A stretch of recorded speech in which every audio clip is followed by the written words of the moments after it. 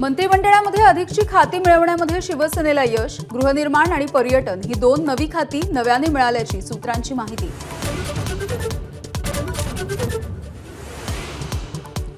संपवण्याची आणि जेलमध्ये टाकण्याची भाषा करणारे भेटतात तेव्हा आश्चर्य वाटतं. उद्धव ठाकरे आणि मुख्यमंत्री फडणवीसांच्या भेटीवरती एकनाथ शिंदेंची प्रतिक्रिया. राम शिंदे विधान परिषदेचे नवे सभापती. उद्या औपचारिक घोषणा. आज केवळ राम शिंदेंचाच अर्ज दाखल.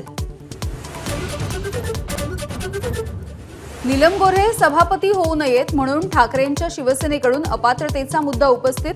भाजपच्या राम शिंदेंचा सभापतीपदाचा मार्ग मोकळा करण्यासाठी अप्रत्यक्षपणे हातभार. बाबासाहेब आंबेडकरांविषयीच्या वक्तव्याप्रकरणी अमित शहांनी माफी मागावी. काँग्रेसची मागणी. आंबेडकरांच्या ऐवजी काँग्रेसनं देवाचं नाव घेतलं असतं तर 7 पिढ्या स्वर्गात गेल्या असत्या. अमित शहांचं वक्तव्य.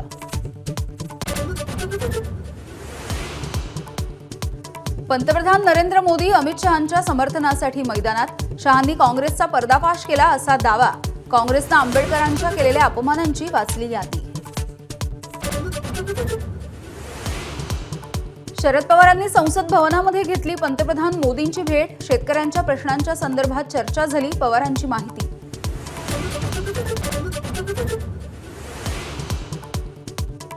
अजित पवार नाशिकमध्ये जाऊन नाराज छगन भुजबळांची भेट घेणार. सूत्रांची माहिती. तर भुजबळांच्या समर्थनार्थ नाशिकमध्ये मेळावा. भुजबळांच्या भूमिकेकडे लक्ष.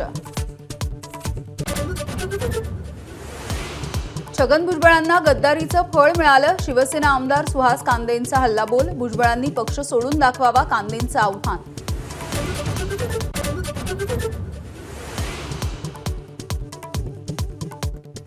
मंत्रिपद न मिळाल्यामुळे उघड खदखद व्यक्त करणारे सुधीर मुनगंटीवार हे 3 दिवसांनी विधानभवनामध्ये.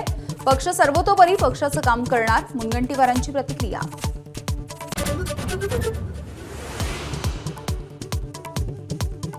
बीडमधल्या मस्साजोगचे सरपंच संतोष देशमुख हत्या प्रकरणामध्ये राष्ट्रवादी काँग्रेसचा निलंबित तालुकाध्यक्ष विष्णू चाटेला अटक. हत्येचा कट रचल्याचा चाटेवर आरोप. आणि भारताचा फिरकीपटू आर अश्विनची आंतरराष्ट्रीय क्रिकेटमधून निवृत्ती. 106 कसोटी, 116 एकदिवसीय आणि 65 T20 सामने खेळून निवृत्तीची घोषणा. एबीपी माझा, उघडा डोळे बघा नीट.